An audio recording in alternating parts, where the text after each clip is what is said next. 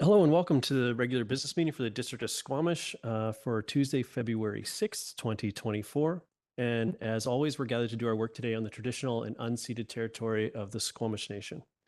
Please be advised this council meeting is being live streamed, recorded, and will be available to the public to view on the District of Squamish website following the meeting. If you have concerns, please notify the corporate officer present at the meeting. Could I have someone move adoption of the agenda, please? Moved by Councillor French, seconded by Councillor Pettingill. All in favor? Motion carries unanimously. Thank you. We have no delegations, petitions, or proclamations this evening. Section 4 is consideration of unscheduled public attendance. And to clarify this, this is where if anyone has an issue that's arisen since the agenda closed and which must, in council's opinion, be dealt with prior to the next regular scheduled meeting, you're eligible to be recognized during this portion of the meeting. Yes, go ahead. So for this, you can approach the podium and you'll have 2 minutes to address council. And just to be clear on the process for everybody, I know that you had a conversation a little bit earlier. Yes. This is your opportunity to make a case for why council should later in the agenda hear your submission. So we're speaking to the urgency of why it should be something that is addressed at the meeting here. And you have 2 minutes to address council. And I know it's hard, but that's the box we're trying to go through. Thank you. Thank you. Hello, everybody. Thanks for having us here today. My name is Sarah Stewart, and I'm here with many of my neighbors. We're here to discuss the encampment that has been growing behind Under One Roof currently.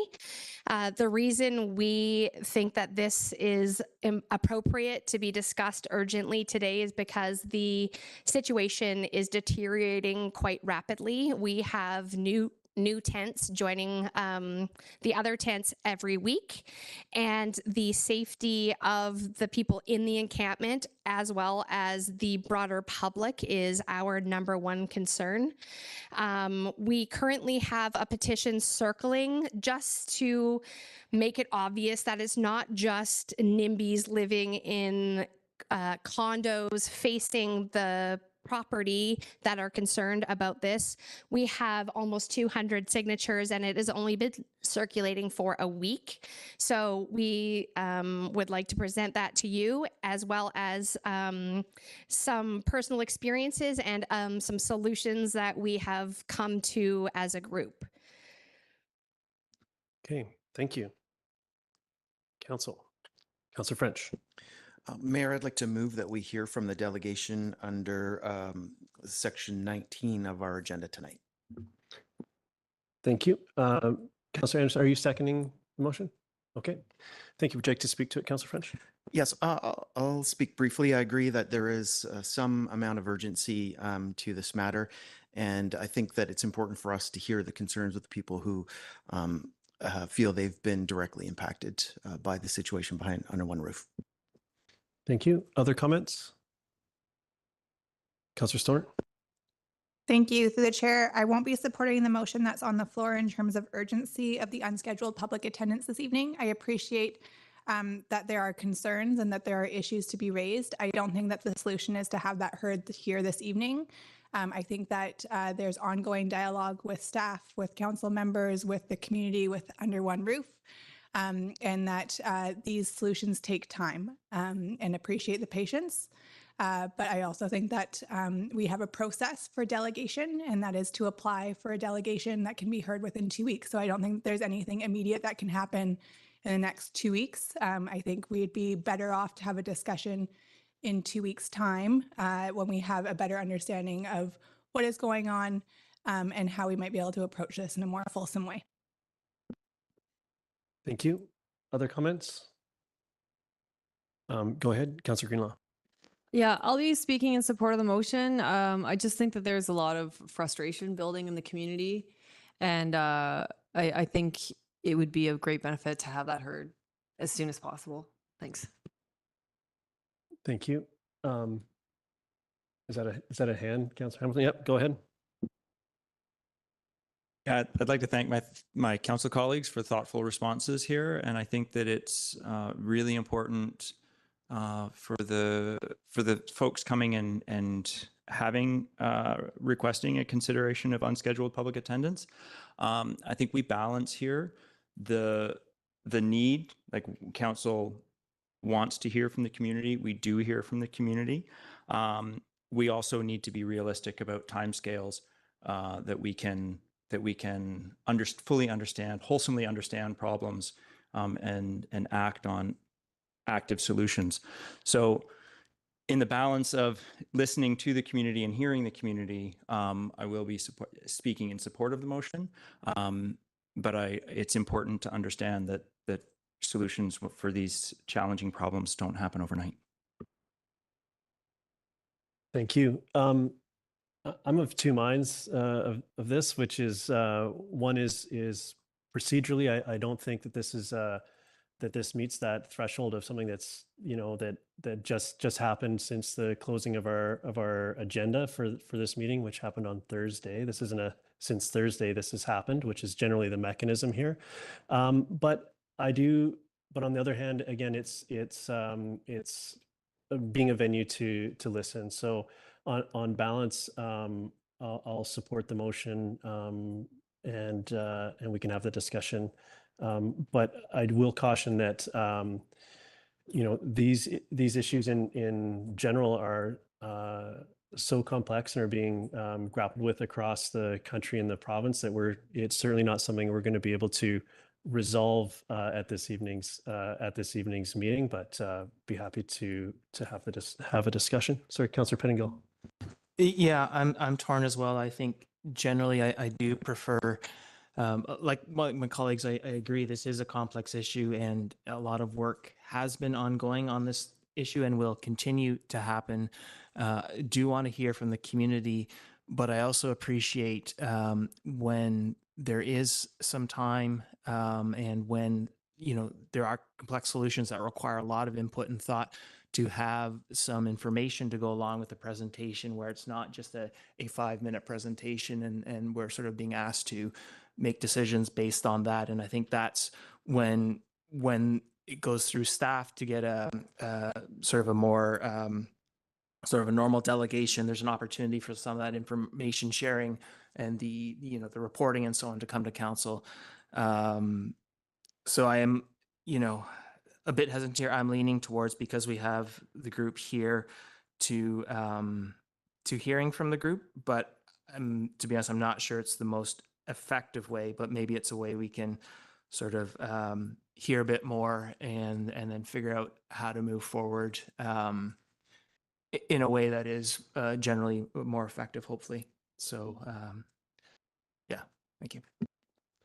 Thank you. With that, I'll call the question. All in favor? Any opposed? Councillor Stoner opposes. Motion carries. Thank you. So that'll, sorry, Robin? Thank you, Mayor Herford.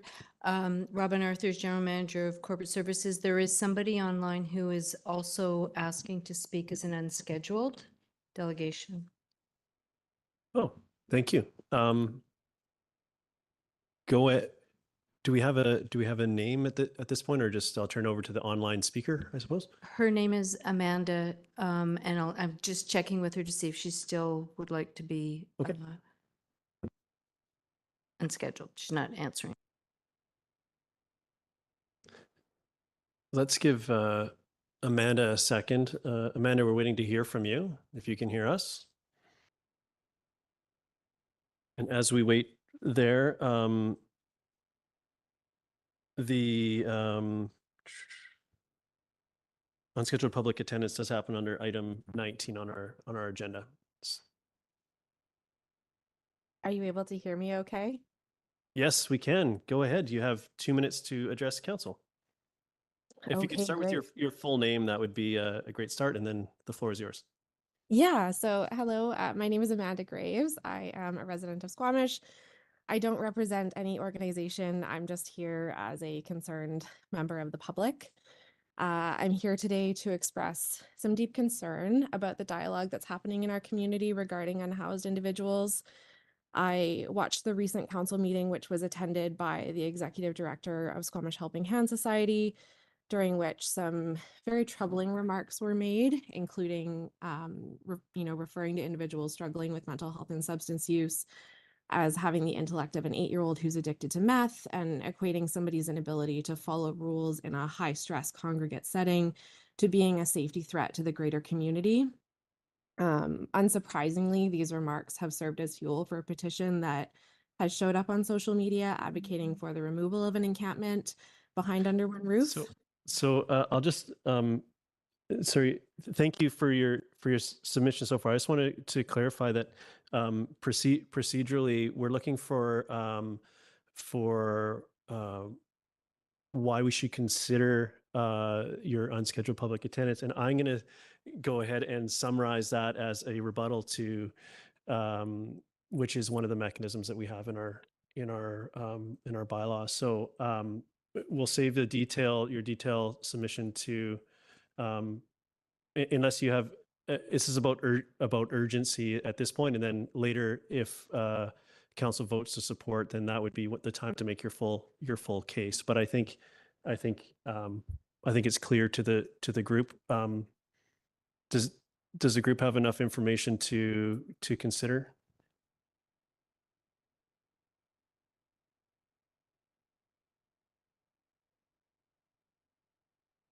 I would say That's okay.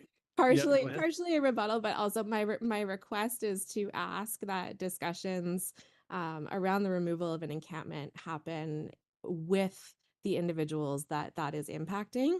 And that is my request of council. I don't think it's appropriate to discuss decisions that affect very real people without them being present, or at least having the opportunity to be present. Thank you for your submission. Council, would we like to hear from Amanda as part of our unscheduled public attendance later in the meeting? Go ahead, Councillor Stoner. Sorry, I'm just wondering if we can clarify from Amanda if she would like to speak this evening. Council's already approved the previous request for unscheduled public attendance from a group of residents who are concerned about the encampment.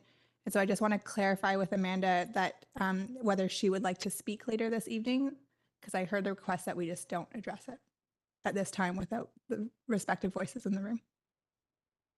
I would be happy. I'm going to leave that up to the discretion of council. I would be happy to speak later on if that's possible.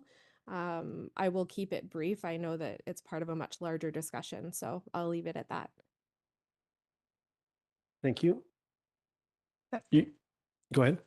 I'll move that we allow Amanda Graves to also speak under unscheduled public attendance. Thank you. Councillor Pettingill, you seconding? Okay. Any discussion on this point? Go ahead. Yeah, I think, and I really appreciate Amanda's call. I think it was part of my concern and my waffling on which way to go on the first motion. I think, this is something that requires more than a delegation speaking for 5 minutes at the end of a meeting. And there are a lot of perspectives and things to consider. I am not looking to have a debate tonight, but I think we have offered a group with some valid concerns a chance to speak, and another person around the same topic with a different perspective. That would be useful to hear that, and then I would hope we would take that away and bring that into some of our ongoing work on this topic. And for that reason, I will support hearing from Amanda. Yep. I'm in support of this, of the motion. I think this fits directly with our unscheduled public attendance in our procedure bylaw around speaking as essentially a counterpoint to a delegation. So I'm happy to provide that mechanism. Councillor Greenlaw. Yeah, I just wanted to speak in support of it as well. I agree with, Miss Amanda. I can't remember your last name. Sorry. And I think that this is just a topic on which we have to have a community level conversation. So I'm happy to hear different perspectives. Thanks. Thank you. Seeing no other hands, I call the question. All in favor? Any opposed? Motion carries. Thank you. Any other unscheduled public attendance? We have seeing none. We'll move along. So our first order of business is consent agenda. Is there anything in the consent agenda anyone would like to pull? Councillor French. Thanks, Mayor. I'd like to pull the regular business meeting minutes of January 16th from A2, and also under B, correspondence, item number 1 from MPT Doherty. Thank you. Anything else, Council? Okay, so with those items removed, and they'll appear in the appropriate spot later in the agenda, could I have some move the consent agenda? Moved by Councillor French, second by Councillor Hamilton. All in favor? Any opposed? Motion carries. Thank you. Now we're on to bylaws. So 9A, consideration of first 3 readings, and I will turn it over to our staff to introduce themselves on the topic. We'll be looking at a zoning bylaw amendment for 37794 and 37780 Second Avenue. Floor is yours when you're ready.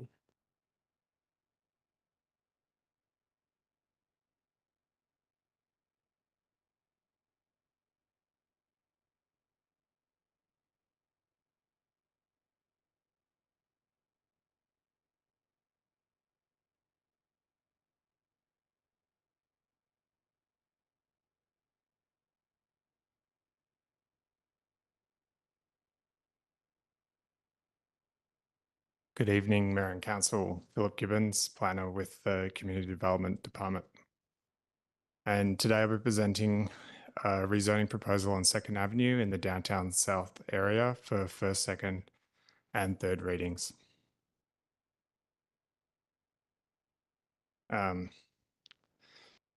So something new tonight. So new provincial housing legislation requires that a public hearing not be held for a rezoning application, which is primarily for residential use and consistent with the official community plan. This application before you tonight meets this threshold, and therefore a public hearing cannot be held for this rezoning. The legislation requires that notice of bylaw readings be provided prior to first reading of the bylaw. This notice requirement is the same as what would be provided for a public hearing if it were to be held, that being a mail out to nearby residents and a notice in the newspaper for 2 consecutive weeks. Opportunities for comments from the public are available through regular channels such as Development Showcase, writing to the Planning Department, or letters to Council. These can be received at any time as there's no public hearing requirement.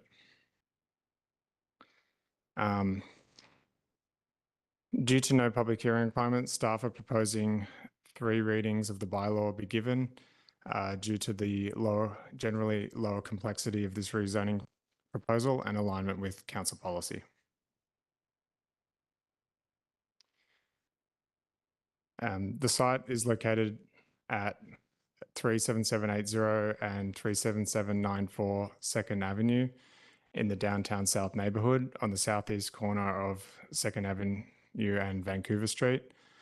The 2 parcels make 1,116 square metres, and to the north across Vancouver Street is residential use with the House and Brew Pub to the northeast. To the east and west is currently residential with proposed mixed-use developments, and to the south is an existing mixed-use development.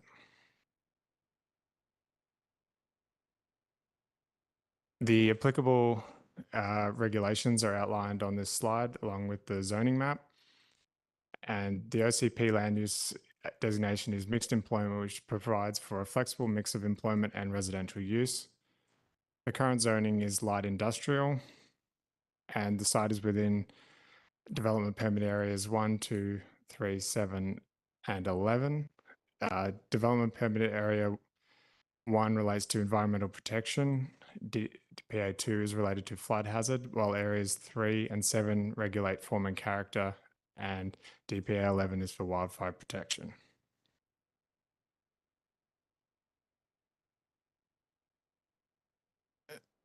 Moving on, the proposal is to rezone the 2 parcels from light industrial to creative mixed use district zone to facilitate a 4-story mixed use development, which includes 397 square meters of high ceiling employment space on the ground floor and 15 apartments above and a 312 square meter roof deck. And the proposal meets all the requirements of the MUD 2 zone. The development includes a mix of 1, 2, and 3 bedroom apartments and is consistent with the inclusive housing policy, the accessible housing policy of the OCP. This provides for 3 bedroom and adaptable units within the development. The project intends to take advantage of the residential density bonus within the MUD 2 zone, which allows for 70% residential use where 20% of the residential gross floor area is secured as market rental. And as a result, 3 of the apartments will be secured as such through a housing agreement. And additionally, the applicant has committed to a no gas covenant being registered on title for the entire development, and parking will be provided consistent with the zoning bylaw requirements. The community amenity contribution has been calculated in this instant at a rate of $15 per square foot rather than the $16 per square foot in the current policy. This proposal was submitted under the old CAC policy and was scheduled to be brought forward earlier than this meeting and was negotiated with staff prior to the implementation of the current CAC policy. For this reason, staff support the reduced CAC amount, and the total amount proposed is $138,000 cash in lieu to be secured prior to adoption of the bylaw. And staff also at the time supported the waiving of the cash in lieu requirement for the market rental portion, which is in line with the current policy.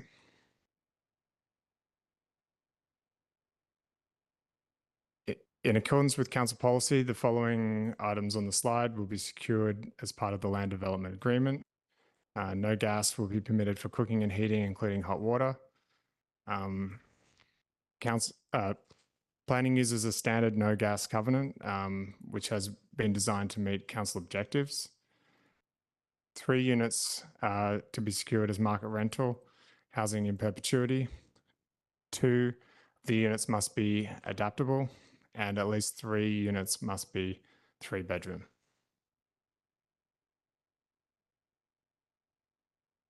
The proposed development aligns with official community plan policy by aligning with the land use designation, provides infill of underutilized land with compact high density, provides a diversity of apartment types, provides a mixed use residential commercial in the downtown area, and provides additional market rental units close to core transit shops and services. So this proposal advances strategic plan objectives by providing a diversity of housing form and tenure types and providing additional employment space in the district. Engagement. An information sign was placed on site and posted on the development showcase. No requests for public information meeting or comments from the public have been received to date, and a notice of bylaw readings was mailed out to nearby residents and placed in 2 consecutive weeks of the chief newspaper.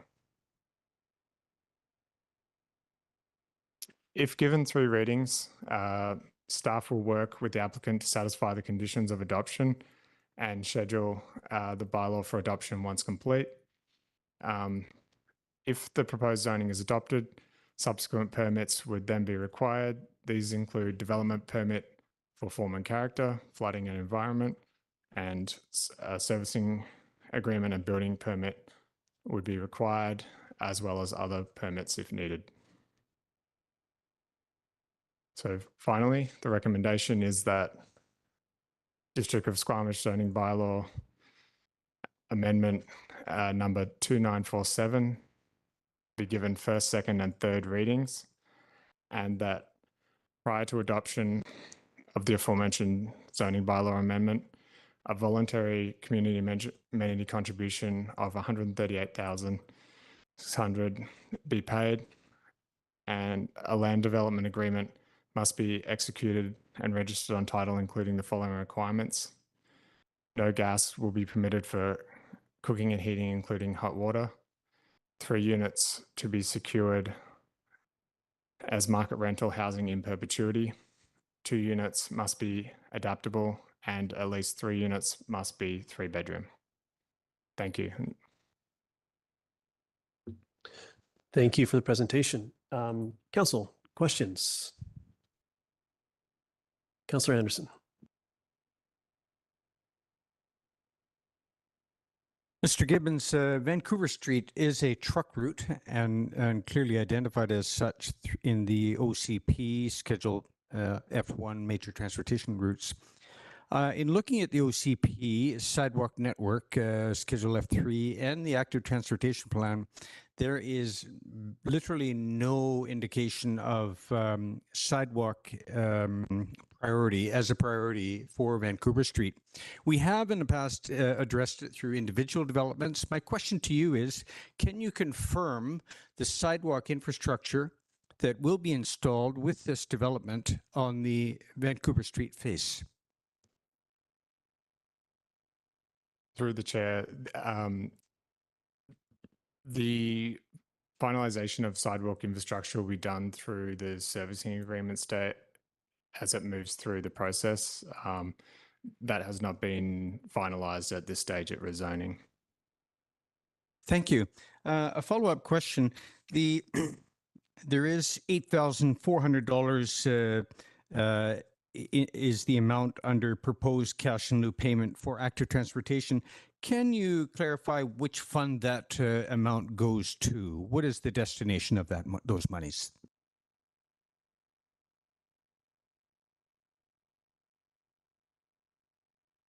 Through the chair, it all goes into the general CAC fund. There is potential for that to be drawn down for use to look at upgrades for active transportation or frontages. So there is some proposal to look at that end of 2nd Avenue in more detail in the future. Thank you very much. Thank you, Chair. Thank you. Councillor Stoner. Thank you. Through the chair, in the staff report, there's a description of the community amenity contribution payment schedule, and it compares the proposed cash in lieu payment to the current CAC policy. There's a discrepancy there of just shy of $10,000. Does the new or the current CAC policy not apply simply because of when the rezoning application came in? Or is there another reason why they're not adhering to the current policy? The timing of the negotiations between staff and the applicant were prior to the adoption of the new CAC policy. The delay in this file being brought forward to council means that it doesn't align with the new policy. And so it sort of falls in a gap in the middle. Thank you for the clarification. Council, other questions? Councillor Pettingill. Yeah, can staff just remind me where our expectations around the amount of adaptable units lives? In which policy that is?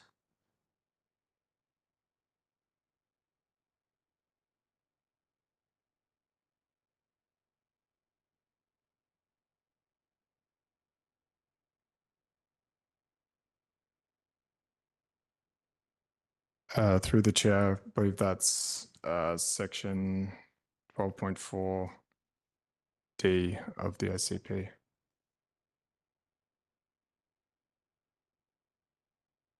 Very good, Councillor. I was wondering, the 3 units secured as market rental, is it just any 3 units? Those could all be 1 bedrooms, or is there a mix there as well? I just want to make sure I have this clear in my mind. Through the chair, the proposal is for 3 2-bedroom units in this case. Thank you. They're identified in the schedule on the drawings. Thank you. Okay. Council, any further questions on this proposal? We have a recommended motion. Go ahead, Councillor Hamilton. I'll move the staff recommendation, first 3 readings. Are you seconding that, Councillor Stoner? Okay, would you like to speak to it? I think this is a fairly clear-cut application. It's good to see things coming through the new regulations, being able to come to us quickly, so decisions can be made in an efficient manner. Thanks very much. Thank you, Councillor Anderson. Yes, returning to the theme of the adjacent truck route, staff have outlined the general context of this development, but I honestly feel that any developments and applications in future on Vancouver Street should identify the truck route as part of the context to be considered. We do have more multi-unit residential development anticipated on Vancouver Street, and including also commercial and restaurant. This will increase pedestrian traffic there, and the issue of safety on Vancouver Street trucks pedestrian interface has been raised by Squamish terminals in the past, among others. Finally, with respect to public engagement, while I respect that our policies have been followed here in terms of outreach, I am inclined to suggest that Squamish terminals, being the key stakeholder in the truck route, might be contacted directly in a case like this, although it has, of course, been advertised in the newspaper. Those are just general observations regarding the Vancouver Street truck route. Thank you. Thank you, Councillor Pettingill. Yeah, thanks. It does seem that this application is consistent with our policies as I understand them. Glad to see they are signing a no gas covenant, given the climate crisis we're in. It does remind me that we need to update our policy around adaptable units, and I know we'll have that opportunity soon with all the provincial legislative changes. So it's a mental note to myself to make sure that doesn't get forgotten. But this does seem consistent with our policy, so I will be supporting. Thank you. Thank you. Go ahead, Councillor French. Thanks, Mayor. I'm speaking in favor of the motion, and in doing so, I just wanted to point out that I'm excited that this is falling under our new reality through provincial regulations, and we can expect more projects like this to move a little quicker through our processes. Thank you, Councillor Stoner. Yeah, thank you. I will be supporting the motion on the floor. I believe that this proposed rezoning does meet within the OCP land designation, as well as the fully adheres to the proposed new zone of the mixed use development zone 2. Appreciate the proponents' efforts to use our density bonus system in terms of allowing additional market rental, and that there's a variety of housing bedroom units within the housing development. I think that'll be well served in our community, as well as the no gas covenant is very welcome. So happy to support the motion on the floor. Thank you. I'm speaking in support of the motion. I think this is an interesting development. And ticks the boxes in all the policies, which is exactly what the policies are there to do, is to guide development. So I'm happy to support.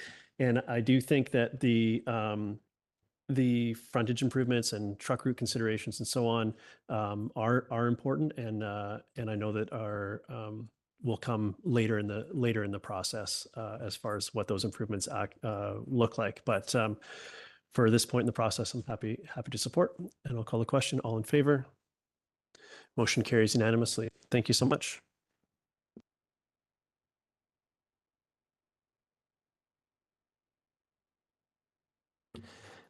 And next up,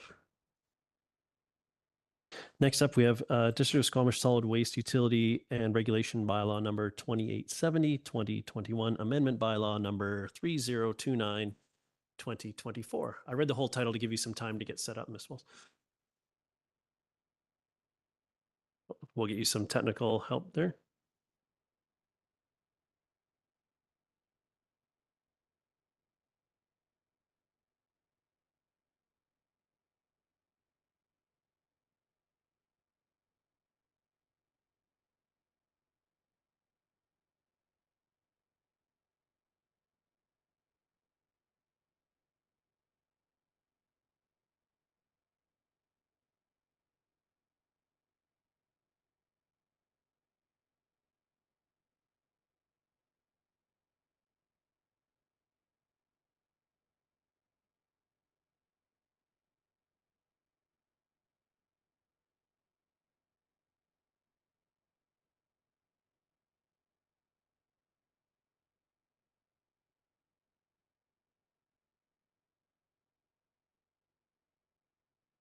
The floor is yours. Thank you, Mayor. Good evening, Mayor and Council. My name is Carrie Laura. I'm the Director of Corporate Administration, and I go by the pronouns she and her. Tonight, I am presenting the proposed amendments to the solid waste bylaw.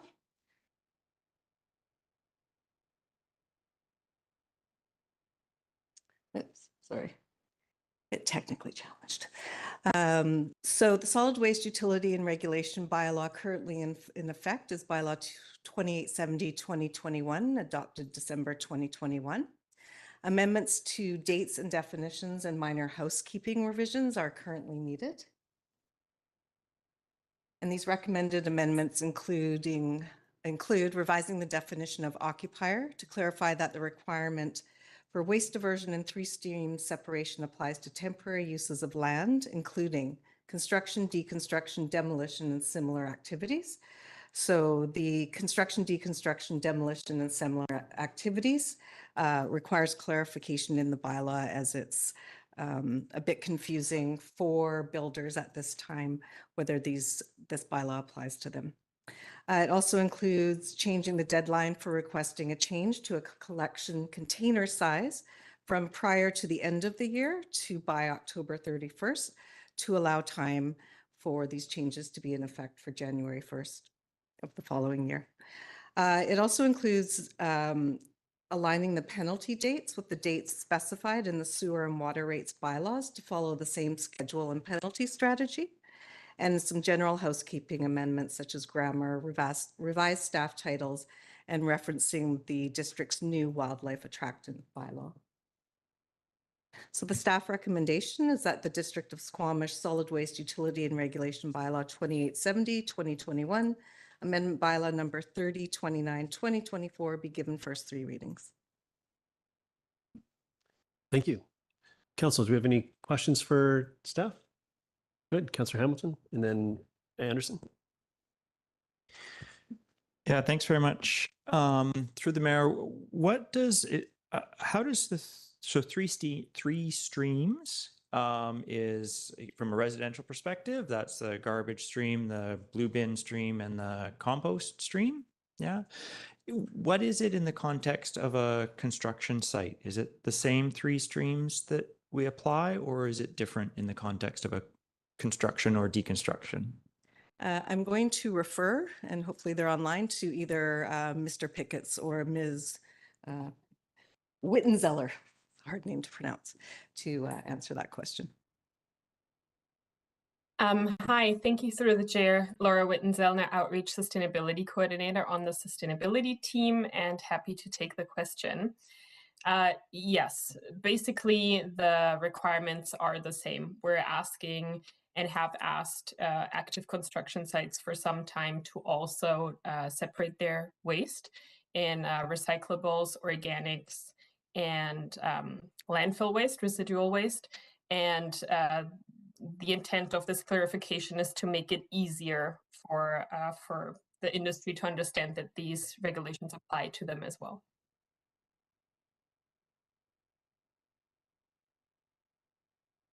Actually, before you ask your question, is it possible to bring this down so we can see the, can you take the presentation down just so we can see everyone on screen? And we don't just have disembodied voices there. There we go. Thank you. Thank you so much. Okay, go ahead, Councillor Hamilton. Yeah, thanks. So wood waste, for example, it's not a typical part of a residential organic stream. Where would it fall in the construction or deconstruction stream? Thank you through the chair. Basically, on construction sites, we don't 100% regulate what containers active construction site needs to have. We just ask you need to have organics, recyclables, and residual waste.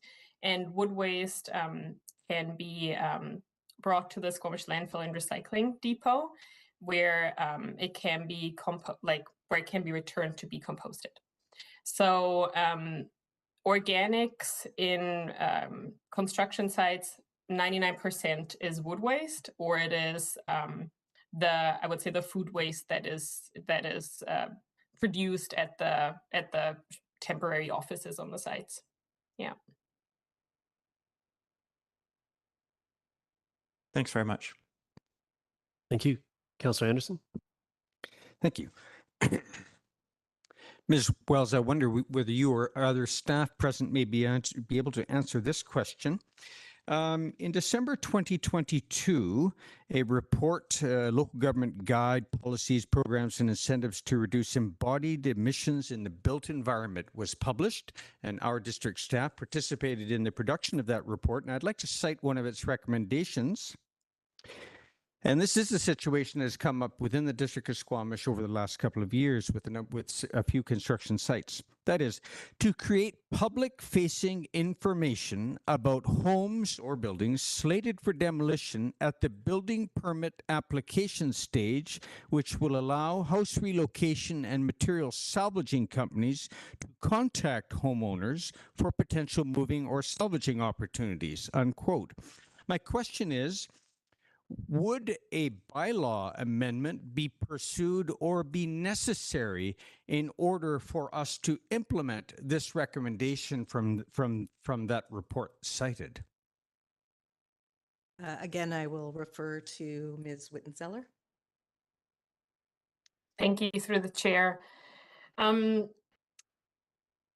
To apply this, yes, I believe a bylaw amendment would be necessary or would be best procedure. Likely the demolition and waste diversion bylaw that we have in place would be the most suitable regulation that we have on the municipal level to implement something like this. We are currently reviewing that bylaw, and we will likely propose some amendments later this year. Thank you very much. Thank you. Any other comments on this? Okay. Go ahead. I'd like to move the staff recommendation. Thank you. Second by Councillor French. Okay. Any comments? Yeah, just briefly, thanks to staff for the housekeeping on this bylaw. And I think the amendment to the dates as well as the definitions that have been amended will help to clarify both for staff and for our community the solid waste utility and regulation bylaw. So thanks for the work that's gone into it, and happy to support the motion. Thank you. Councillor Hamilton. Yeah, thanks very much. Happy to support the motion. I think house cleaning is very important in our bylaws. So thank you very much for finding all the quirks. I look forward to hearing more about progress on our demolition waste bylaw coming this year. I think that's where we can make a more significant impact on the wood waste and deconstruction waste coming from our construction sites. Thanks. Thank you.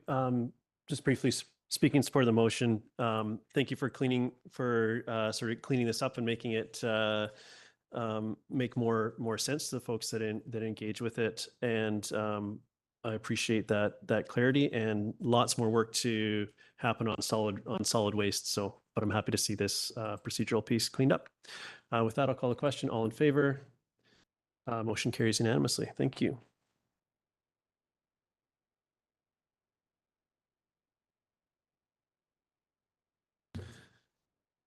So now we're on to item 10A, community planning and sustainability. This is for development permit number 608 for 10055 Raven Drive. And I will pass it over to our staff to introduce themselves and the topic.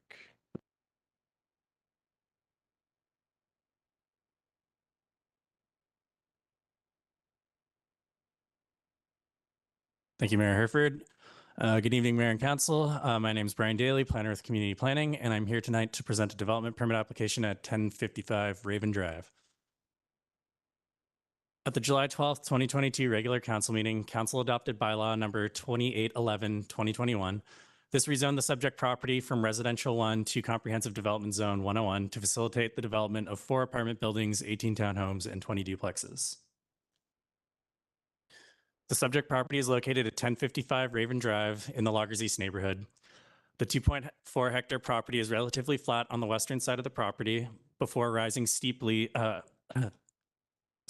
the western side of the property before rising very steeply to the east, where the new extension of Finch Drive is located.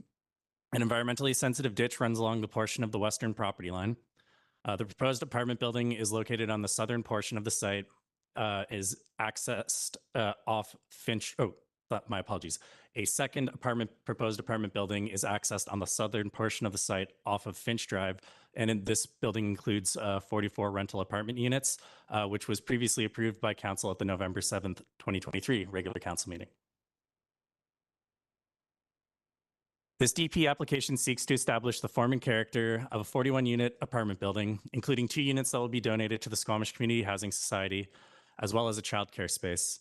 The unit mix consists of 22 one-bedroom, 13 two-bedroom, and 6 three-bedroom units. 1 two-bedroom and 1 three-bedroom unit in the building will be donated to the Housing Society. The proposal meets the CD 101 zoning. The building height is 22.5 meters.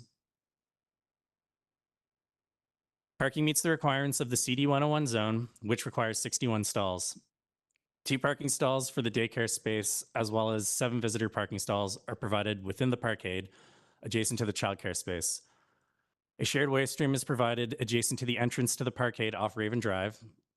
The shared bike rooms in the parkade provide 41 of the required Class A bicycle parking stalls. The remaining 41 stalls are provided within the residential units. There are 2 additional daycare and visitor drop-off spots located off Raven Drive past the entrance to the parkade. Additional storage space is provided in each unit. A turnaround at the end of Raven Drive is proposed, which will allow for fire trucks or garbage trucks to turn around in absence of a cul-de-sac. Accessible access to the building is provided through a door adjacent to the parkade entrance and visitor parking, which provides access to the elevators within the parkade.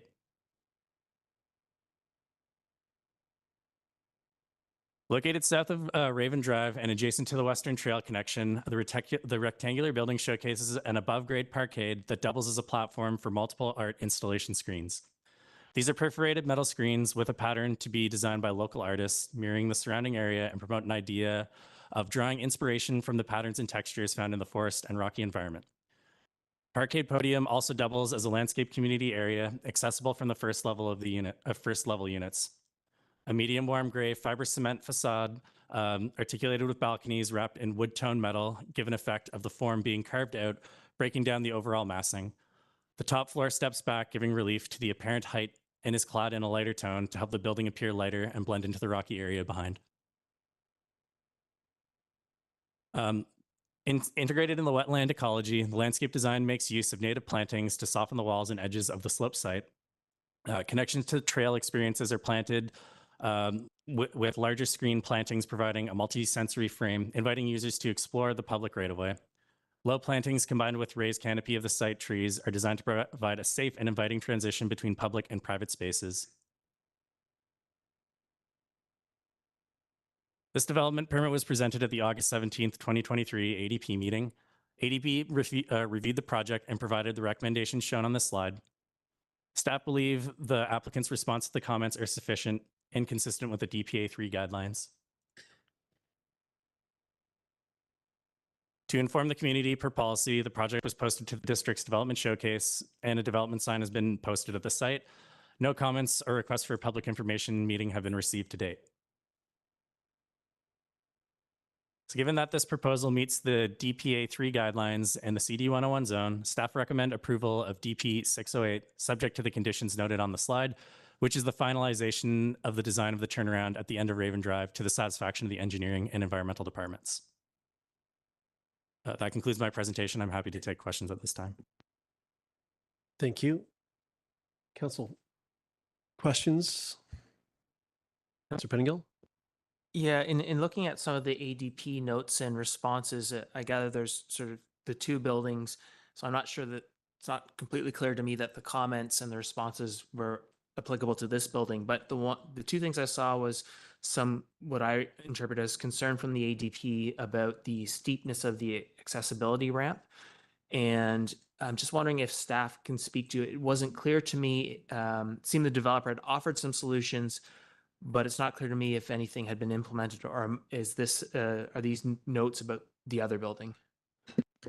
Through the mayor, so previously there was quite a steep accessibility ramp proposed. The developer opted to remove this and provide access at grade off of Raven Drive because there was some conflicts with providing space for a turnaround for garbage trucks and fire trucks, as well as some potential conflicts with the water main that goes along, is underneath that western trail on the western property line.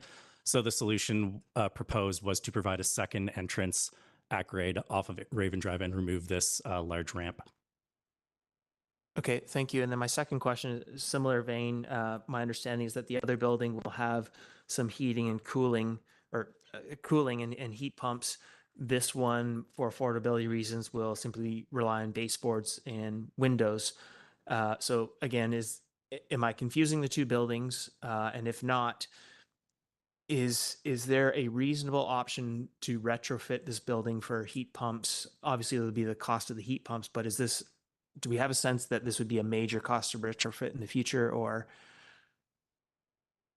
Through the mayor, that is likely confusing the two buildings. This one is market for sale. The other one is affordable rental and market rental units. So the building accessed off of Finch Drive is a 100% rental building. This is 100% for sale. Go ahead, Councillor Stoner. Except for the 2 units that'll be donated to the Housing Society, correct? That is correct, though those are interests without restrictions on them for the Housing Society. Yeah. Okay, thanks for clarifying. A few questions. So just to clarify, if I was somebody with mobility aids approaching from the north, so Raven Drive, I'd have to go in at the entrance on Raven Drive to get up to the next floor. Through the mayor, that's correct. You'd enter through a door that has kind of your typical buzzer for an apartment building, and you could get buzzed in and then access the elevator, which would provide access to any of the floors in the building. But to confirm, I can access the western trail from Raven Drive, no problem. That's correct. Thank you for that clarification. Can staff also just clarify the proposed circulation for pickup and drop off at the childcare facility? Through the mayor, it has not totally been finalized. They will have an option. There will be an option for folks using the daycare to enter the parkade. Part of the rationale for providing those 2 drop-off spots on Raven Drive was to facilitate drop-off as well. But the site is tight and adjacent to a wetland, so the options for providing a more fulsome cul-de-sac at the end of Raven Drive are extremely limited. Okay, and is there any ability to support access from Finch Drive? Through the mayor, there will be public access on that roadway. That while it's a strata road, because there is municipal infrastructure in there and it provides access to a park. So, should folks wish to use that as a drop-off space, that could be an option as well. Okay, might be something to consider with the developer. My other question was, this is a bit detailed, but in the staff assessment against DPA 3 guideline 36.7E, the staff assessment notes that the garbage bins will be rolled out for collection. Can you just clarify how that's intended to work for an apartment building? Through the mayor, it would be similar to any kind of apartment building downtown where there would be a large garage door. The folks collecting the waste would have to roll out the bins, so then they are emptied into the truck outside and then rolled back in. All right, thank you for that. And then one last question was just around the landscaping proposed for the west side of the Western Trail. So in this DP application, we're securing landscaping costs for what I understand is on the east side of the Western Trail. So many of the pictures have a fair bit of landscaping on the western side of the trail. But that hasn't been included in the cost estimate. So I'm just wondering where we secure the landscaping for the western portion of the Western Trail. Through the mayor, that was secured through the site-wide development permit for environmental protection because it includes a ditch that is connected to fish-bearing waters. So that required planting, native plantings and things like that to install those works adjacent to that environmentally sensitive ditch. Thank you. Any other questions, Council? We do have a recommendation for us. Moving staff recommendation, moved by Councillor French, second by Councillor Hamilton. Would you like to speak to it? Sure, briefly. This is one component of a larger project and a component that is going to be delivering some much needed housing for our community. Thank you. Any other comments, Councillor Stoner? Yeah, happy to support the motion on the floor and this development permit. As Councillor French mentioned, this is the second phase I think we're seeing come forward for DP out of a much larger development. And just want to reiterate my thanks to staff and council at the time and the developer to front end some of the community amenities. So we've seen the 44 market rental units come forward in the first apartment phase. The second apartment phase has the 2 units that are being donated to the Housing Society as well as the childcare facility. So I think these are important things to see built first and appreciate that they're coming forward at such a quick rate. Thank you. Any other comments? Councillor Anderson? I'll be supporting the staff recommendation. Just like to offer some general comments with respect to DPA 3 guidelines under 3612, building materials and colors. Building form and character elements should, in my view, be assessed for themselves and not as a matter of policy in relation to the color palettes of the surrounding natural environment or hillside.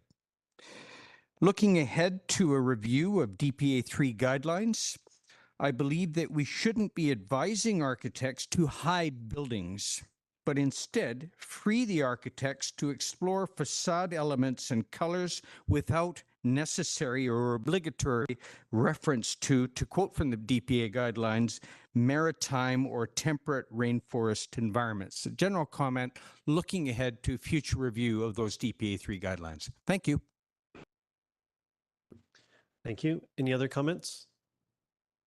I'm just happy to see this piece move forward through the development earlier steps of the development process. I'm happy with where we've landed. Childcare space here, I think, is great, and I'm really happy to see the units going to the Housing Society. I think that's a great piece as well. So I'm happy to see this continue to move forward, and I'm happy to support. With that, I'll call the question. All in favor? Motion carries unanimously. Thank you. Okay, so now we're on to correspondence referred from the consent agenda. And Councillor French, you pulled item B1, which for council, that's on page 23 and 24 of your agenda. Would you like to speak to it, Councillor French? Yes. Thank you, Mayor. So this is a piece of correspondence that refers to the 9881 crisis line initiative. It's a national project that's relatively new, and there's a specific ask inside that piece of correspondence with a sample motion. So I took the sample motion, shared it around a bit for some feedback, and Councillor Stoner provided some really valuable thoughts on what our motion could look like. And I have come up with a motion that I'd like to put before council. And the motion is that the District of Squamish endorse the 988 Crisis Line Initiative, and that staff be directed to share with the community the 988 information along with provincial and local mental health and crisis response resources as staff deems appropriate. And if it's seconded, I'll have a Councillor few Stoner more. has seconded as you were looking towards me. So go ahead. You can speak to it, Councillor French. Yeah, thanks. So when I first saw this come into our package, just felt that it was very timely and an initiative and a project that fits well with the current reality, not just in our community, but many across British Columbia and Canada. So I'm happy to put this motion forward and help to spread the word about the resources that are available for people who need it. Thank you very much. Councillor Stoner. Yeah, thank you. Happy to support this motion. I appreciate my colleague bringing it forward. It's estimated that 12 people die by suicide in Canada every day, and that's 12 people, far too many. So appreciate the federal government taking this step to bring a national 988 three-digit suicide prevention number online, and happy to endorse that and provide some visibility to it to our community, as well as the existing resources within the province and here in the Sea to Sky corridor. Yeah, any life lost is too many, especially those who are taken far too early and by suicide. So thanks to Councillor French for bringing the motion forward. Thank you. Councillor Penigo. Yeah, I want to thank my colleague for putting forward the resolution. This new line is really important. It's a critical topic. I was a little bit frustrated by the letter, to be honest. I'm glad to see my colleague bring this positive action out of it. I think I really value our nonpartisanship here in this room. And this is an issue that should not be at all partisan. And I believe actually MPs are not supposed to mention party affiliation in their communications, but that has been done here, which I think undermines the importance and the sort of global nature of this message, which should be supported by everyone and not just one party. And I think, I hope, and I assume everyone in this room will support this because this is such a valuable initiative. So thank you to my colleague. Thank you. Any other comments?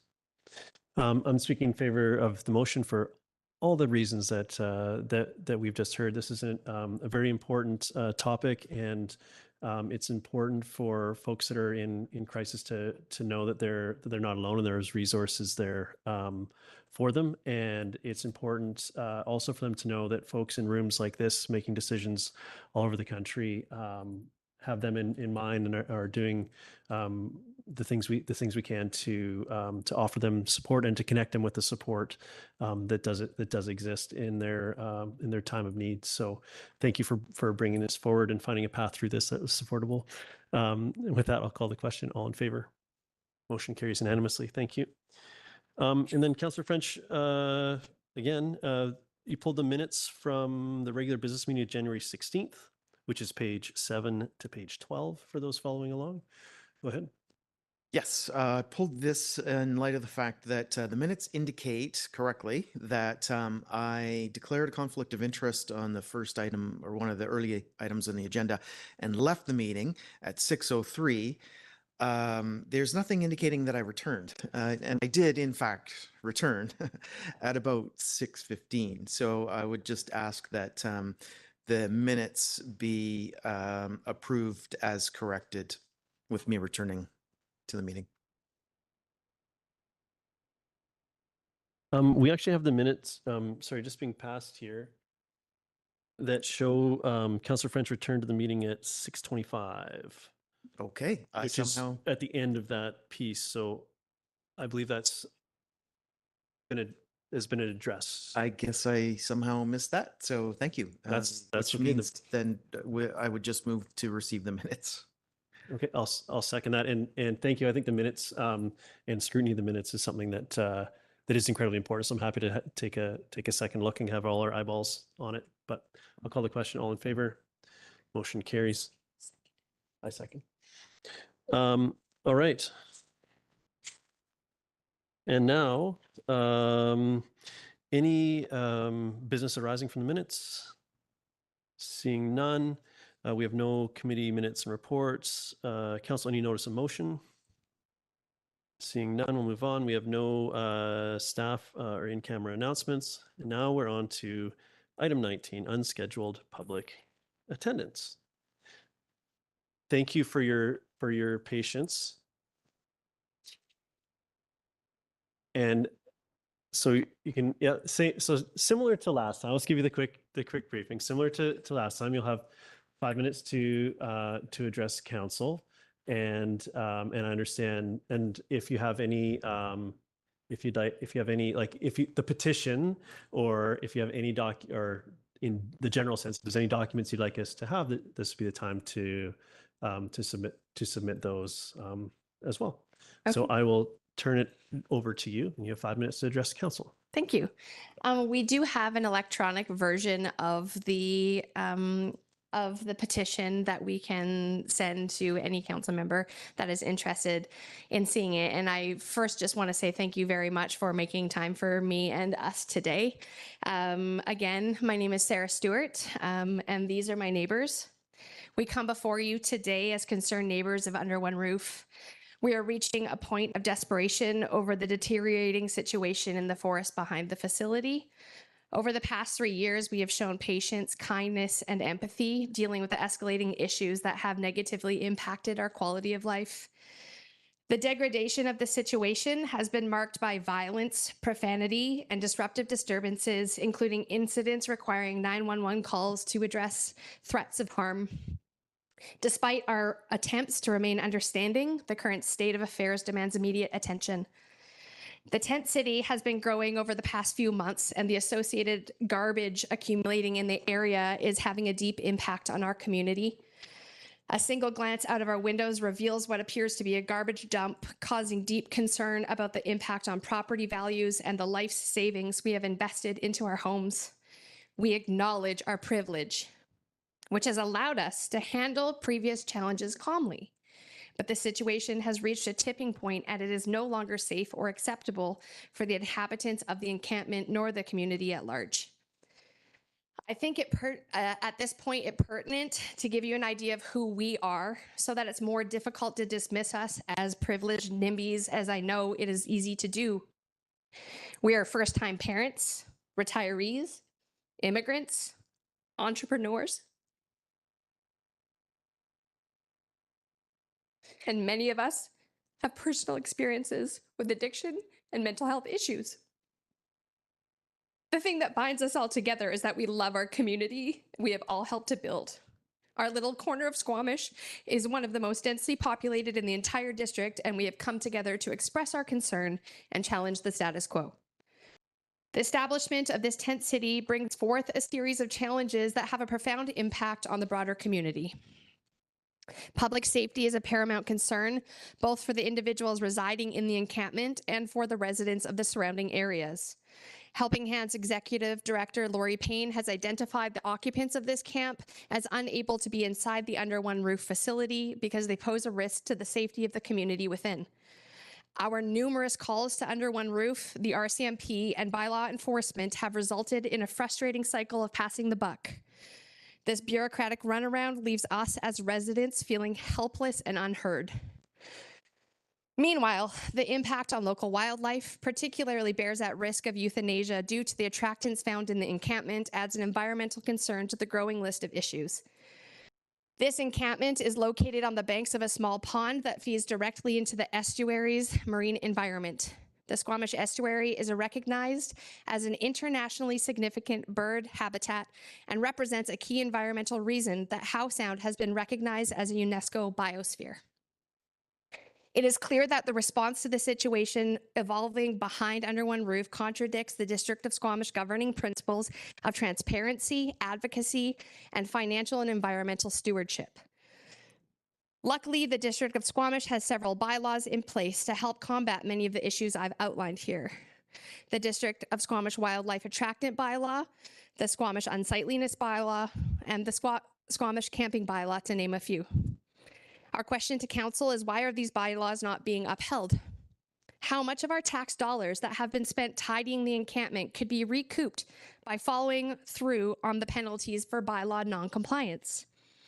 Would penalizing BC Housing, the organization leasing this piece of district land, compel them to find a better use of resources? The district has spent thousands of dollars to date employing staff to clean up and dispose of litter, drug paraphernalia, and other human waste. Surely the money and resources being used for the biweekly cleanup could be used to find a more permanent solution to support the individuals who cannot find housing in the current climate. During COVID, we saw portables being used for this purpose.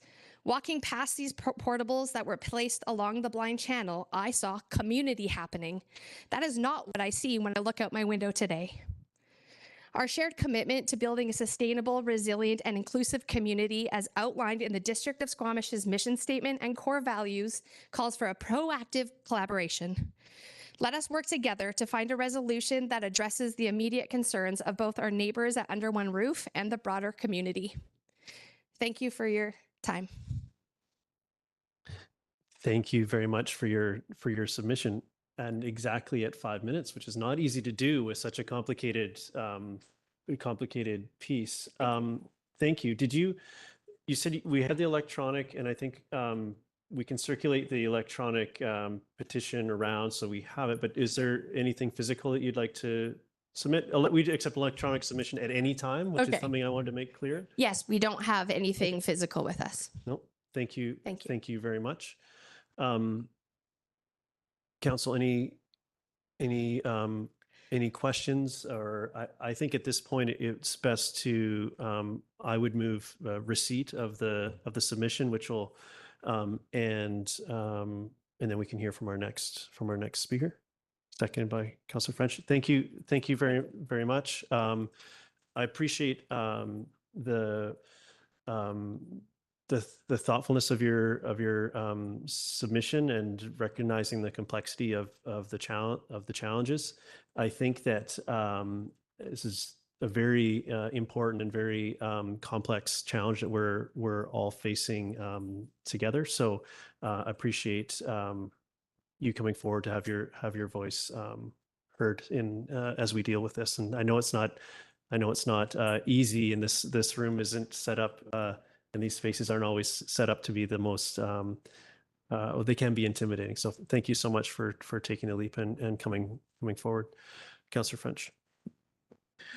Thanks, Mayor. I just do want to share a few thoughts. I'm supporting the motion to receive the petition, despite the fact that I don't really like the title of it. I don't consider this to be a tent city, and I'm mincing words, I know. It's nothing close to a city. I think an encampment is a better term for it.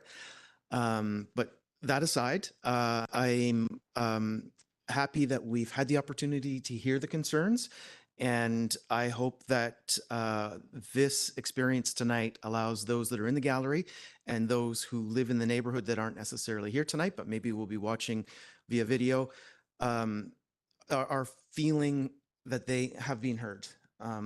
I know myself personally have received a number of telephone calls, text messages, and email messages from people who live in this area that aren't in the gallery tonight, who are just as concerned as those that are in attendance about what's happening, not just at this particular encampment location, but also generally in the neighborhood.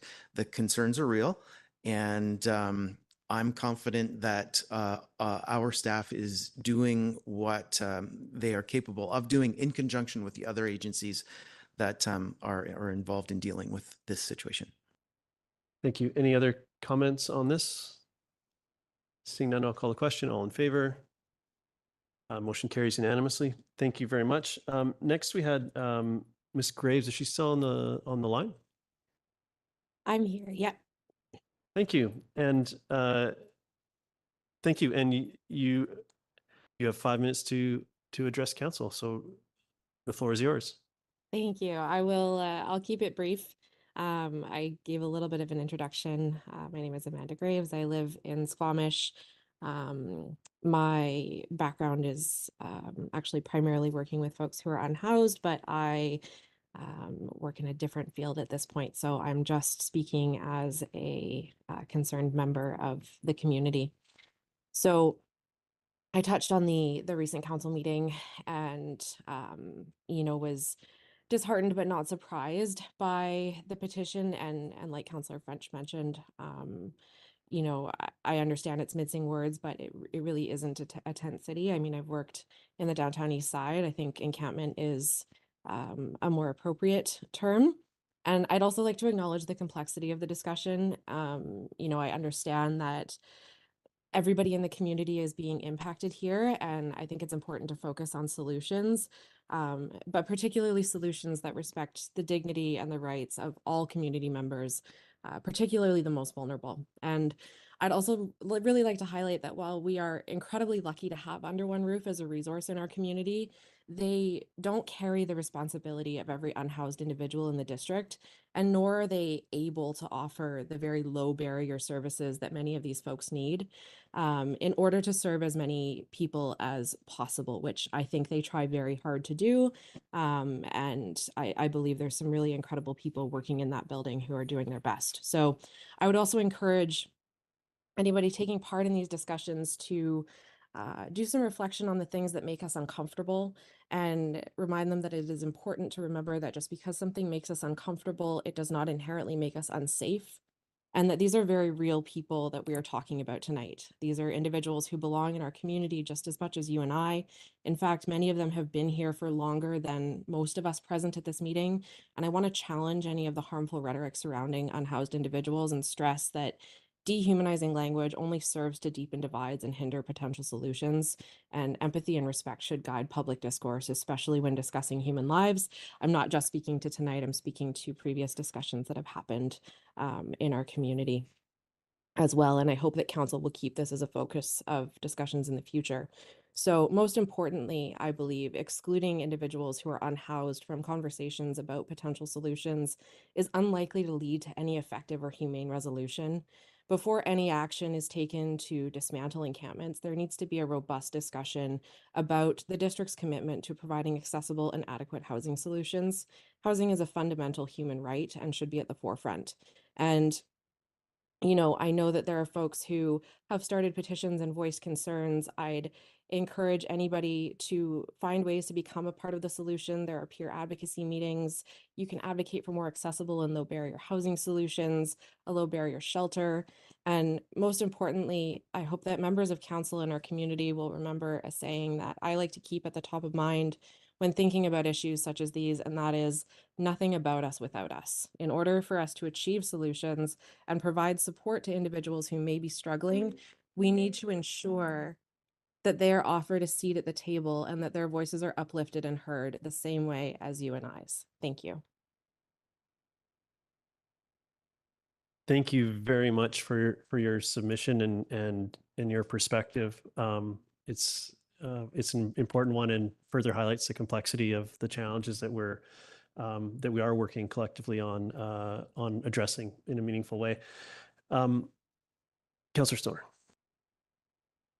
Yeah, thank you. I have a question through to staff, through the mayor, if that's possible. I'm just wondering if staff can provide a bit of an update in terms of the work that is ongoing on this particular topic and the collaboration that is happening with the housing providers, with the province, in order to address the concerns that we've heard tonight from both sides of this debate.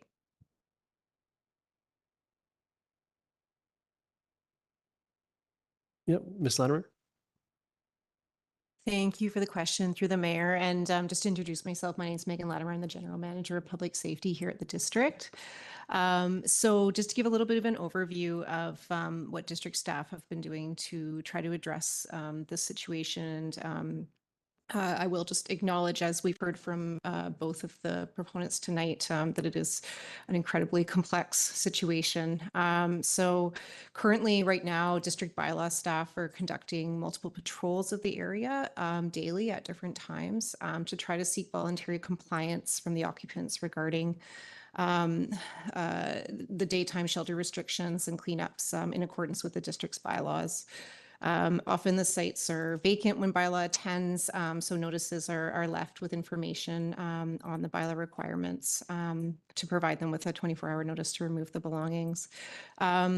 bylaw staff have been working very closely with Helping Hands staff, both to ensure that the folks that are living in the encampment are receiving outreach support and being connected to services, and continuing to try to have those conversations to find longer term solutions, and ultimately looking at a bridge to more secure and safe housing options for those individuals. We also do have, I heard concerns around garbage and waste. So currently there are weekly cleanups happening that are led by Helping Hands staff with support from bylaw staff, and then also Public Works staff in terms of removing some of that consolidated waste. So there are a number of resources that are being directed towards managing this site. The district does continue to work with BC Housing, Helping Hands, and other community partners, again, to find some better long-term solutions and try to manage the impacts there. And so I would just like to thank everybody that has come tonight. This is an important community conversation. Dealing with encampments is, as I mentioned earlier, it's extremely complex and is challenging local governments across the country. And I'm afraid there are no easy and quick solutions. So we are going to continue to work on this. Thank you. Thank you, Ms. Latimer. Councillor Stoner, do you? No, you're okay for now? Thank you. Any other comments, Council? Sorry, I see you're reaching for the mic there again. I was just going to suggest that we move receipt of Amanda's submission as well. Yeah, I was thinking the same, so I'll second that. And any other comments? Go ahead. Yeah, I will speak to both the submissions that we heard and staff's brief update. This is a really challenging topic for our community, both here as we're living through it in Squamish, more broadly across the province and across the country. The wealth discrepancy that we're seeing in our backyards is substantive, as well as more broadly. I think in the words of Councillor Greenlaw earlier, that the risk is that that becomes more acute in the short term before we get to the long-term solutions that we know we're all looking for a healthy, safe community for everyone, those who are in this room and those who are not represented in this room. I want to thank Ms. Graves for speaking for those who are not present and reminding us that it is important to find solutions with everybody around the table. And that does take time. And I hear that patience is wearing thin, that people feel unsafe. That goes for folks who are here tonight. That goes for folks who are not here tonight. Having spoken to some of the folks who do live either in the encampment or in under one roof, the spaces that are available to them are not safe for them all the time. And so they're choosing alternatives that make other people feel unsafe. So this is about finding balance in community. And as Ms. Latimer mentioned, there is no quick solution. So I recognize that earlier. I did not support the motion to hear from you folks this evening, because I think that this is a really challenging way to have this community conversation, and we don't have all the voices at the table to find a solution here tonight. But I will guarantee that we will continue to work on it, that we will continue to take a housing first approach that centers humanity and empathy and dignity for all. And that is what I will commit to this evening. Thank you for being here. Thank you, Councillor Stoner. Councillor French. Thanks, Mayor. I'm speaking in favor of the motion, and in doing so, I want to take us back to the first presentation where we heard Ms. Stewart say that the residents in the area want to be heard, and I believe they were heard tonight.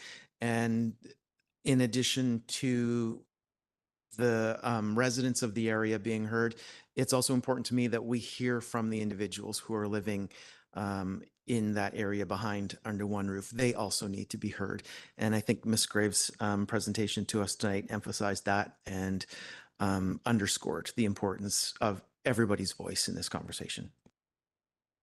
Thank you, Councillor French. Other comments? Councillor Greenlaw. Yeah, I'll speak in favor of the motion as well. And I'd like to thank both of our proponents for their contributions this evening. And can I say you both handled this topic with a lot of grace. and a lot of empathy for both sides. And I really appreciate that because it is a very complex issue. And that needs to be held because everybody's experience needs to be considered. And that's part of our representation of our public, is that we represent all of our constituents. And I completely agree that the conversation needs to be one where all members impacted who want to be involved can be involved and engaged. The last thing I want to see is a solution that comes down from this table from a bunch of people who don't actually know what they're talking about. You know, like, this needs to be an engaged conversation. And I have an expectation that this conversation will continue. I think at the very least, it's very important to hear people and listen to them when they are going through an experience and holding space for that. And I have very high hopes that, that we move forward in a positive way on this. Yep. Thank you, Councillor Greenlaw. Any comments? Speaking in support of the motion, I'll take this opportunity to sort of reflect on the overall here. I think I appreciate both speakers and their perspective, and I think it rounds out and really highlights what the challenges are here. I am proud of the work that our community has done and the way the community has come together over the years to get us to where we are. You know, the work Under One Roof does amazing work, and they with what they have, and that was our community coming together to have really a world-class facility, but we need more. And it was the wisdom of a few councils ago that had supportive housing that resulted in supportive housing being a permitted use in all of our zones in the municipality. We see as investment happens or is proposed in other communities, with roadblocks around rezonings and processes and so on, and it slows things down, and it drives a wedge in this sensitive and important issue. So I'm really proud that's not where we are. Vancouver Coastal Health has come to the table. There is expanded services coming. Whether that addresses the particular needs of the 4 or 5 humans that we're discussing, that was sort of the catalyst for this discussion this evening, I don't know, but it's an investment further into this issue, and we need more. Similarly, this council's taken the steps to have affordable housing as a permitted use in all zones, and is another way that we can sort of tell the provincial bodies that we're ready to tackle this work, and there's a need in our community, and we'll continue, amongst other things, we'll continue to spread the word on that inside those agencies to see what more investment we can drive there as we work our way through the particular issues or friction points in our community as things evolve over time. So thank you to everyone that's been involved up to this point, and it's going to take. I don't know that this particular topic is anything that will ever really be done, but I know that there's some big steps forward that we can take together. But it's going to take everybody, all of us at the table, to continue to advance that work and find solutions. So, thank you so much for coming tonight to witness this and to make your submissions as well.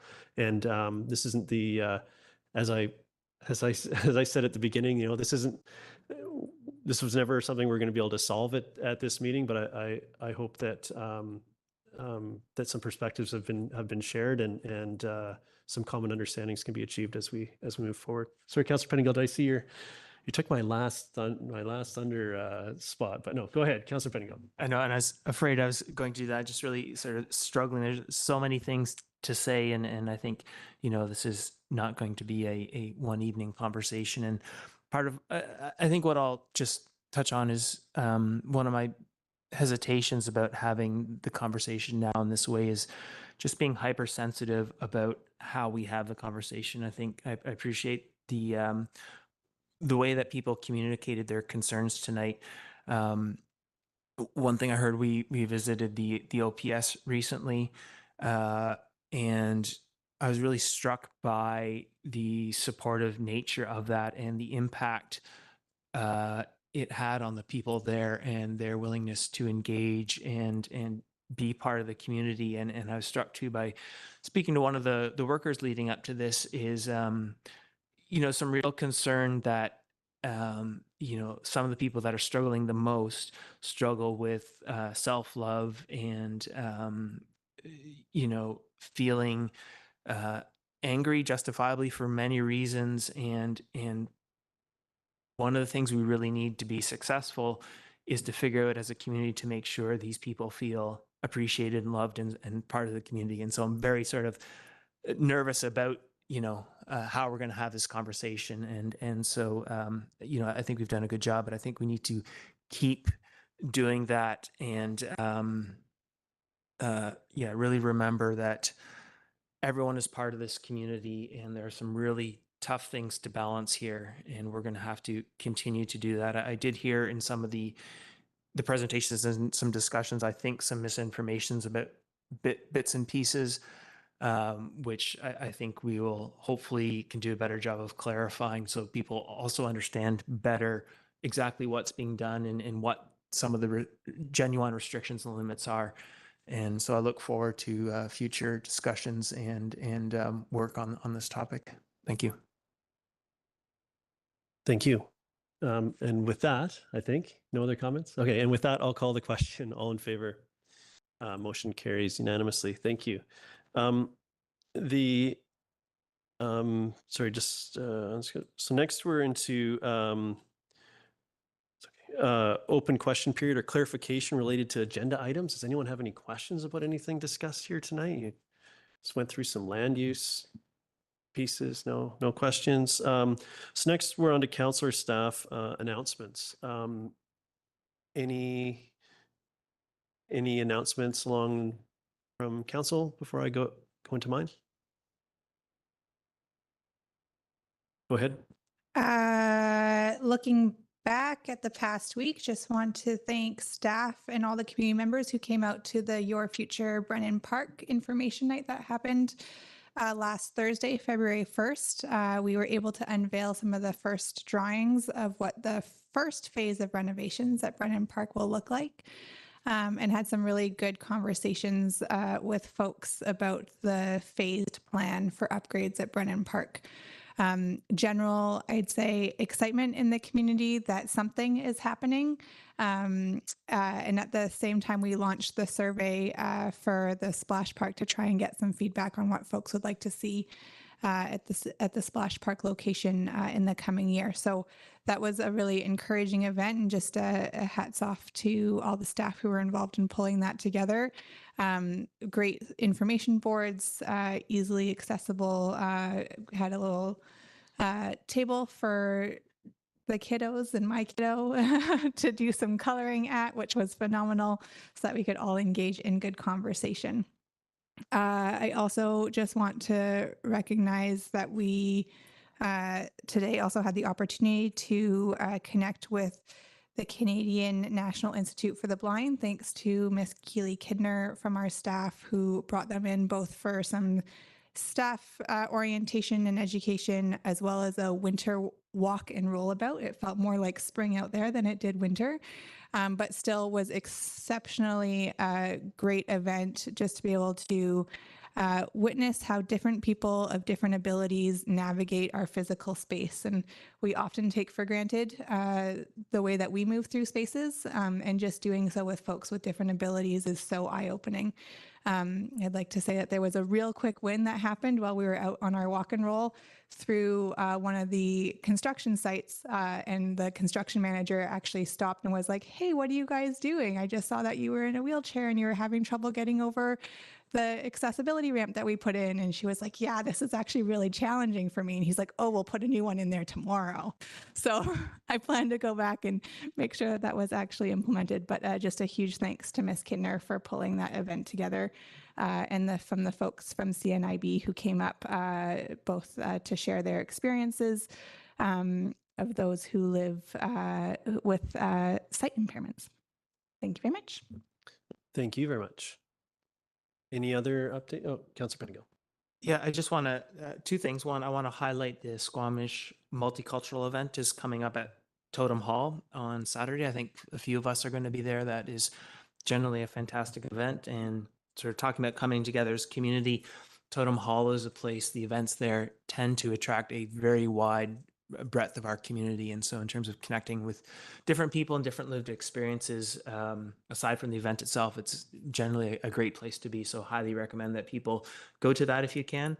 The other thing, not exactly council related, but my other job, we have had an opportunity to bring everyone from our whole team into Squamish for 2 days of strategic planning and so on. And so we're at the Brew Pub this morning, and just seeing people's basically jaw on the floor about, oh my God, you live here and what an amazing place. And, you know, we spent a lot of time in this room thinking about all the problems and all the struggles we have, but to see that outsider perspective, you know, it reminded me of how really, really fortunate we are. And so it was kind of a pretty neat way to start the day. Thank you for that. I was waiting for that to maybe wade into promotional. So I might have to throw a flag on the play, but I appreciate that perspective. And I agree. It's good to, when the sun comes out, to stop and look around, and it's a pretty amazing spot. Any other updates before I go into my own? You forgot something? Go ahead, Councillor Stoner. I forgot that the Squamish Youth Council has launched Bears Den. So Bears Den is making a comeback this year.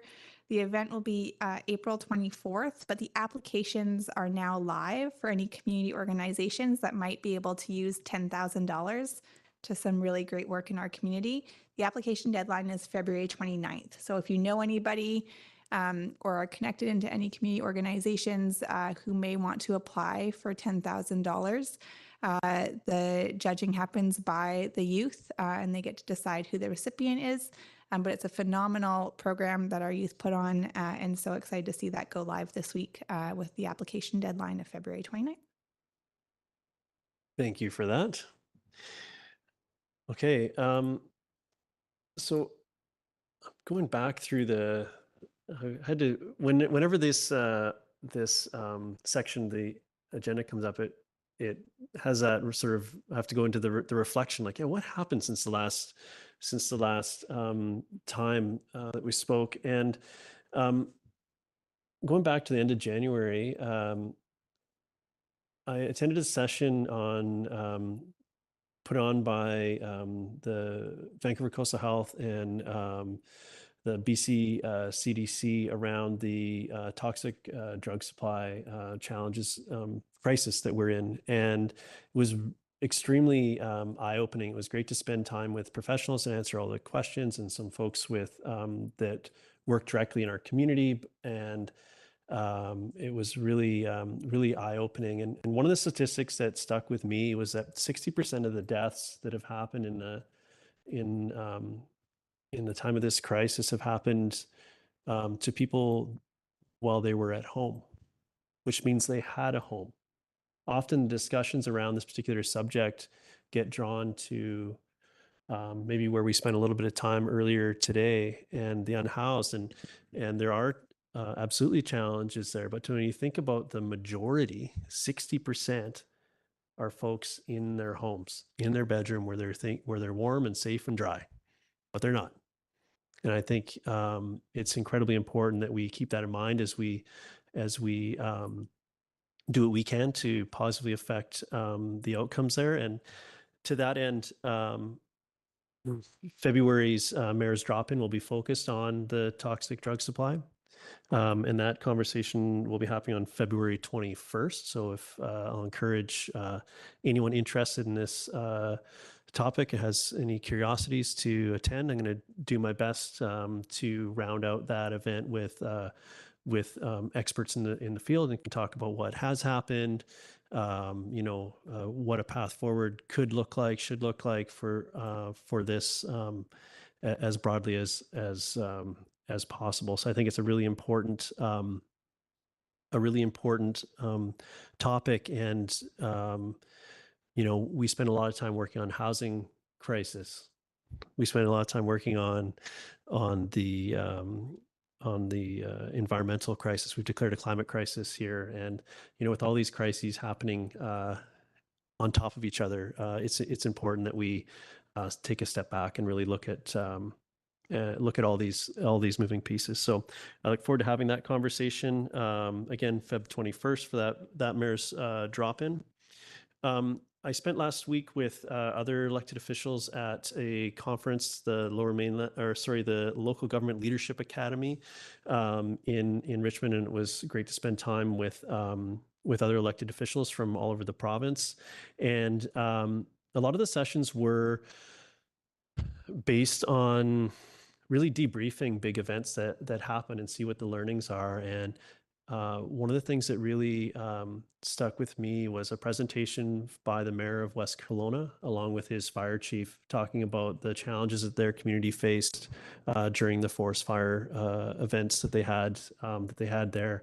And as this was happening, I was sitting next to my colleague from Area B of the SLRD, which is Gun Lake, where they had tremendous loss as well. And just to see, I could look around the room and see the folks that had been affected by wildfire, and it was really something to sort of get a window into that, and it's something I hope our community never has to experience, and we can. But it was quite impactful. So as we talk about our climate mitigation and adaptation work, I think it just really highlights the need for ongoing work there, as well as the if it comes to it, that being ready, so that emergency preparedness. And I know we're positioned well for that, but as I was enjoying the beautiful spring day that we have outside on the 6th of February, it gives me pause into the season ahead. So I hope we we have a lot of work to do there, and a lot of lessons to be learned. And honestly, a lot of if you have colleagues or friends that have been through that in that community, they want to talk about it. They need to talk about what's happened to them, and the group counseling that was effectively happening in that room was quite remarkable. It's been very traumatic for a large population of our province. So and it's something I hope we never have to experience. So my heart goes out to them. And with that, that's the end of my update. Not very uplifting. Oh, Councillor Hamilton, go ahead. Thank you. Can you finish on a higher note than my doom and gloom of the forest fires, please?